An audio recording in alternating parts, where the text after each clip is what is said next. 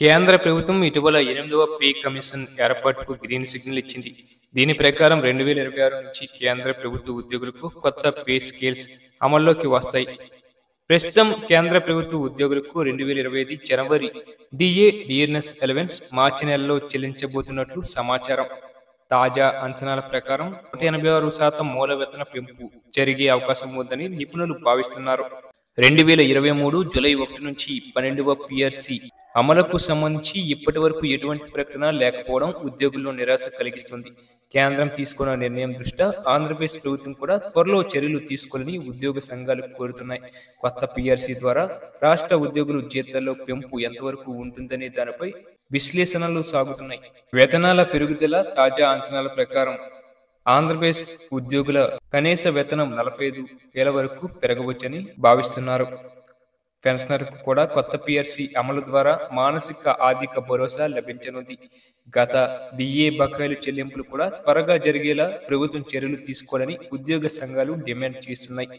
ఇక వేతనాల పెంపు అంచనాలు కనుక చూస్తున్నట్లయితే 2006 నుంచి 2016 వరకు 6వ వేతన కమిషన్ వేతనాల్లో 40% పెంపునకు సిఫారసు చేసింది. 2016 నుంచి 2026 7వ వేతన కమిషన్ 23% నుంచి 25% వరకు వేతన పెంపు సిఫారసును చేసింది. ఇక 2026 నుంచి 2036 వరకు 8వ వేతన కమిషన్ ద్వారా కనీస మూల వేతనంలో 186% పెరుగుదల జరగవచ్చని ప్రముఖ నిపుణులు అభిప్రాయపడుతున్నారు.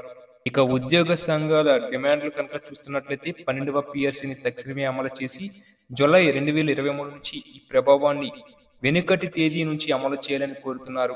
గత 2 సంవత్సరాలుగా పెండింగ్ లో ఉన్న డిఏ బకాయిలను వెంటనే విడుదల చేయాలని డిమాండ్ చేస్తున్నారు. పెన్షనర్లకు పెండింగ్ లో ఉన్న మొత్తం బకాయిలను త్వరగా చెల్లించి వారి జీవితాల్లో ఆర్థిక భద్రత కల్పించాలని కోరుతున్నారు. పిఆర్సి అమలుకు సంబంధించిన షెడ్యూల్ ను ప్రభుత్వం త్వరగా ప్రకటించాలని ఉద్యోగ సంఘాలు డిమాండ్ చేస్తున్నాయి. అలాగే ఇక నిపుణుల అంచనా ప్రకారం కేంద్ర ఉద్యోగులు మూల వేతనం కనీసం 51,000కు పెరుగుతుందని అంచనా వేస్తున్నారు. ఆంధ్రప్రదేశ్ ఉద్యోగుల పే స్కేల్స్ కూడా ఈ మార్గదర్శకాల ప్రకారం పెరిగే అవకాశం ఉంది. ద్రవ్యోల్బణం దృష్ట్యా ప్రభుత్వం పనితీరు ఆధారంగా వేతన పెంపును పరిశీలించవచ్చని చెబుతున్నారు. ఉద్యోగ సంఘాలు ప్రభుత్వంపై ఒత్తిడి పెంచుతూ చర్చల ద్వారా సమస్యలను పరిష్కరించుకునే ప్రయత్నాలు కొనసాగిస్తున్నాయి.